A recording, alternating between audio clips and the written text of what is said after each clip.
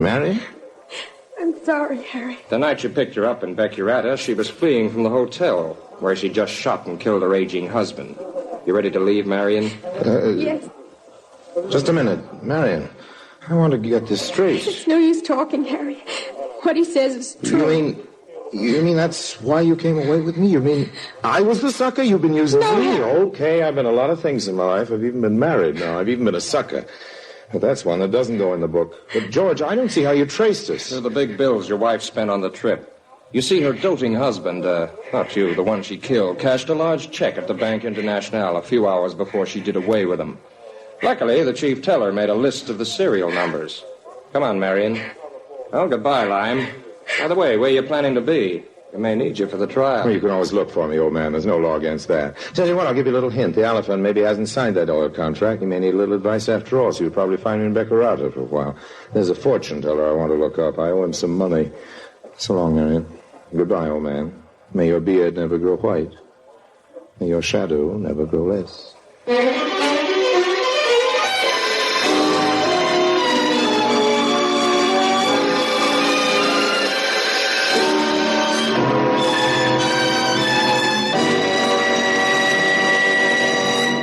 And now, Harry Lime.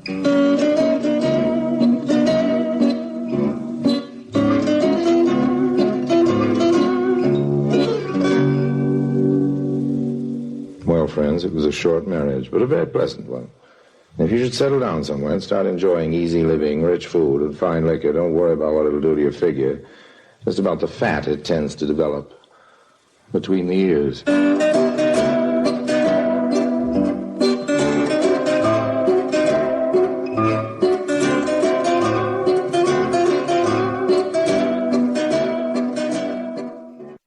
The Lives of Harry Lime, September 14th, 1951, love affair, Orson Welles starring in, the prequel to the movie The Third Man.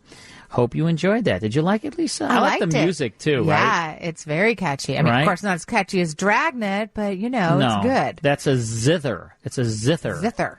Yeah, played by Anton Karas. Very cool series, Orson Welles. All right, let's take a quick break. Then it's more on the WGN Radio Theatre. Nostalgia Digest. Very cool. I like the Nostalgia Digest a lot. Hey, you know what, Lisa? Well, have you seen any movies lately? Movies? Yeah. I have, actually. What'd you see? This week I saw Bombshell with my daughter. How was that? It was good, not amazing. Mm-hmm. I liked it. I didn't love it, but has a great cast. Charlize Theron. She plays. Don't tell me. She plays. Oh gosh, like a news girl from Fox News, right? Yeah, they're all news girls. There's Charlize Theron plays Megyn Kelly. Okay, Megyn Kelly, and she looks just like her and sounds just like her. It's really amazing how all of these actresses looked so much like the actual person. We had Margot Robbie, who played. I think it was. She's not hard on the eyes. No, she's not. But she played actually somebody who's fictitious, not an actual person, I believe. Mm-hmm. And then, of course, Nicole Kidman. She was fantastic as well. What did she play? She played. I don't remember the name of the person. Honestly, Mm-hmm. there was John Lithgow who was in it. He's really great. good. He's such a great actor. So good. So it was interesting. I mean, do you know the plot of the movie? Well, I kind of do. It's having to do with like the sort of a scandal that happened at Fox. Yeah, I mean, it's based on that data, and it's all about sexual harassment and how it was handled and dealt with. And John Lithgow, man, I mean, I believed everything that came out of his mouth. He sat there and he was the one who wanted to see the girls lift up their dresses. Oh, really? So he was the guy. Yeah, and twirl around for me. That was his thing. Give me a twirl. You're kidding he'd say. Me. Yeah. So there was a guy at Fox News that was like that? Well, that's what the movie says. I mean, I don't know how much of it's actually factual. He would actually say twirl around? Well, that's what he did in the movie. I wasn't on Fox News. But no way. Yeah, interesting. Have you seen anything lately? What did I see? No movies? Yeah, I took my son to see the latest Star Wars movie. and he did not like that movie at all. What was the title? I don't know, the latest one, whichever one is out right now. You want to hear something crazy, though? What? I have never seen a Star Wars movie. You know, I'm not a big Star Wars freak or anything. I've seen some, but so many years ago, and I'm not really. But why wouldn't I? I mean, you know, I like sci-fi. I know you do. I mean, I'm not. I think you have to start from the beginning. I mean, you know? Sci-fi is not like my favorite genre. Although, you know what? I'm not a huge sci-fi fan, but you know what I really like? Black Mirror. Well, I like Black Mirror, but I was talking about Twilight Zone. Yeah. And I went on my on-demand recently, and I started watching the Twilight Zones from the beginning. Ones? From the beginning. Really? Yeah. Come on. Yeah, I watched maybe the first 3 or 4 episodes, and I'm sort of back into it again. I remember sitting and watching them as a kid right before I'd go to bed. I had a little black and white television. Why you're a little, I know. Out there. I had a little black and white television in my room, and I used to watch the Twilight Zone. Rod Serling, he had some. Yeah. The great thing, you know, and the reason why I wanted to turn the Twilight Zone into a radio series, I mean, you know, it came. So the year that I started doing it was 2002. I had sold my company, right? I had sold a company in 1998, worked for the new owners. That was a mistake. I didn't like that at all. I don't think you'd be good working for anyone. I started a company in my parents' basement, right? And then I sold it in 1998 to a public company. And I was like wanting to do something different, and I thought, you know what, I'll do a new time radio show, right? Right. Because I was dealing with all the classic radio shows.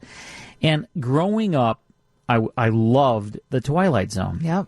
Loved watching it, and I always felt that series could be done better on radio because it was such an imaginative series, but you got makeup. The makeup was bad, and the costumes were bad when there would be like monsters. The production qualities were just really antiquated. They really were, and they just didn't have the special effects you needed for that. I mean, you're talking about the greatest sci-fi writers of the era. Right. Rod Serling was not per se a sci-fi writer, but he did write a lot of those stories. But he had a lot, George Clayton Johnson and all these different amazing writers, and Ray Bradbury even wrote one, and it just wouldn't work. It doesn't. To me, watching it is not as good as the theater of the mind. Right. Even though it's great. Right, I mean, Twilight Zone's great. Don't get me wrong. I love the Twilight Zone TV show. I enjoy it. Yep. But I think when you listen to the radio shows, and of course I'm biased because I produced it, but when you listen to the shows, you can see those monsters, and you can see the right. And they're that much more vivid in your mind. Alien worlds and things. And we had so many great actors on there. Yeah. I mean, when I think back of all of the actors that I had on that series, I mean, Luke Perry, who passed away last year, I was so saddened by that because he did a lot of those for me. And then, Lou Diamond Phillips, we had Michael York, I had Lou Gossett Jr., Jason Alexander did a bunch of them. He used to, it's funny, I used to call up Jason and I'd say, hey, I got a couple of scripts for you. And he'd say, is that all you have is 2? Don't you have more? He loved doing them. Yeah, he's one of the people that I long to meet. Yeah, Don Johnson did some for me. Ernie Hudson. Jane Seymour did some. Jim Caviezel did some. Man, I'll tell you, we had a really great lineup of people. Sean Astin, Malcolm McDowell. You had a great product, and it was a great process. It was fun to do, beginning to end. It was a lot of fun. It was a lot of fun. I had a studio in Schaumburg, and they would fly in, to the Schaumburg airport there. Really? And, yeah, a lot of them would. And they'd fly into the Schaumburg airport, and we'd pick them up. That executive airport? Yeah. Isn't it like Palatine or something? No. There was a little Schaumburg? Schaumburg Airport. I didn't know there was. It was right down the block from. Oh my gosh. From my office, yeah. And they would fly in there on a private jet a lot of the times, and then we'd cater it and come there and do the shows. It was a blast. Yeah. It's a lot of fun. And then Stacy Keach was the host. Right. Remember when you picked him up at the airport? I did. One time? I picked him up at the airport. It was funny, Lisa. So he was very he was very diligent about where to pick him up. He didn't want to be picked up at the where you normally would be picked up. He did it upstairs. He did it upstairs. Not at the baggage. At O'Hare is downstairs. You pick people up. But that wasn't the problem. He wanted to be picked up at departures. Upstairs. And No, that wasn't the problem. What was the problem? The problem, if you want to be clear, what was the problem? The problem is that you had originally asked somebody else to pick him up. Oh, is that what it was? And that someone else, you just didn't work out. It didn't work out. No, and then you asked me to do it, so Yeah. I did it. But you didn't tell Stacy Keats that it was somebody else, so he was still trying to call that someone else instead of me. Poor Stacy. And so he was calling somebody who wasn't answering, and I was waiting there for him. Yeah. And so Stacey, it's pretty much all your fault. Let me tell you something. Stacy is the nicest guy in the world. Well, he too. wasn't very But happy he wasn't when he got happy in my that car. day. No, he wasn't happy that day. But we calmed down and we ultimately had dinner together. Yeah. Remember we all went out for dinner one night. That was great. Yeah, Yep. that was great. Those were the days. Those were. But I'm going to do a new series. Yeah, I'm doing working on it. I'm working on a new series. And it's going to be really good. got high it's hopes going to be for you, really Carl. scary, Lisa. Yeah. Scary. Scary is great. Twilight Zone was not necessarily scary. Kind of creepy. It was more, I would creepy say. and Yeah. more Twilight Zone-y, sci-fi-y. But this new series that I'm going to do, oh boy, wait. Okay. You want to be in it? I do.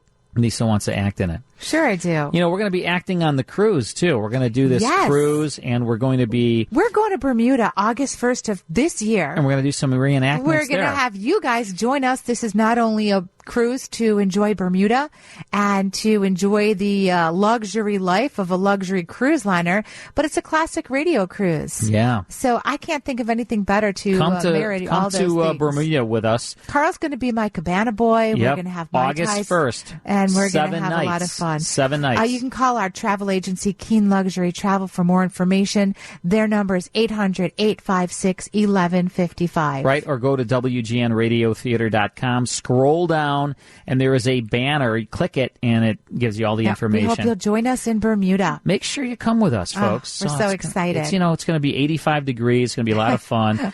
Lisa's going to be barking orders at me. Go get me a pina colada. That's right. And, get me this, get me that. You're going to say, how many and do you want? I'll be like, yes, ma'am.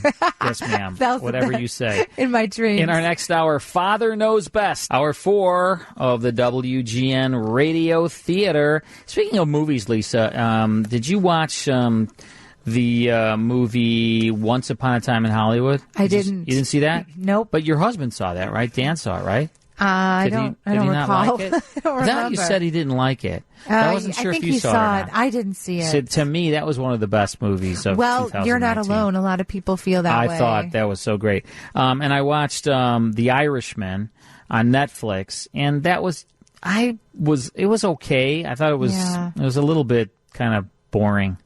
Just a little bit boring. And I like Martin Scorsese. Yeah, of course. One of my favorite directors. But the movie, for me, of 2019 was Once Upon a Time in Hollywood, or whatever they call it. Well, I cannot comment. Quentin Tarantino, Brad Pitt, Leonardo DiCaprio. I know about the movie. Great movie. Yeah. The movie I'm dying to go see, I'm going to go see it maybe Little this Women? week. No, is 1917. Oh, 1917. Yeah. Yeah, I just saw that. I just Steven watched Spielberg. the trailer for that. Oh, I can't wait to watch that. It's at the theater right near me. That looks really, really good.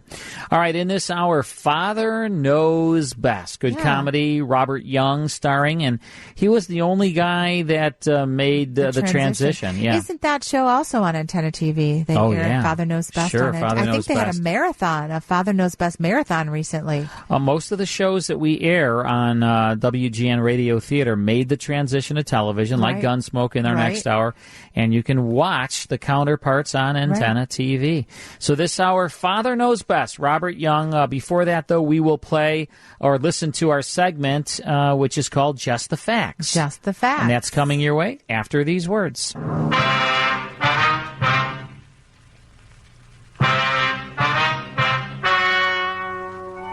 Ladies and gentlemen, the story you're about to hear is true. The names have been changed to protect the innocent. It's true when you have the right statistics. That's true. And when I don't, then it's not true. Yeah. So we're going to do...